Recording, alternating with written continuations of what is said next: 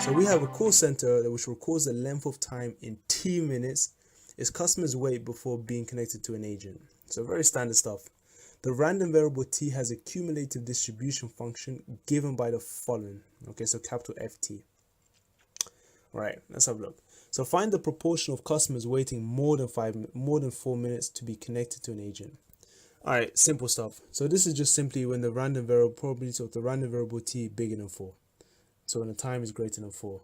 And one thing to note, when we're using the cumulative distribution function, we need to know that this ft is actually equal to the probability of t less than equal t. So it's always, this is the same as the less than equal t or x form, a bit like I put over here. So yeah, we just write t greater than 4 is 1 minus t less than equal 4. Then you can replace this with f4, so 1 minus f4. Using the equation here, just plug in 4 into this second equation here.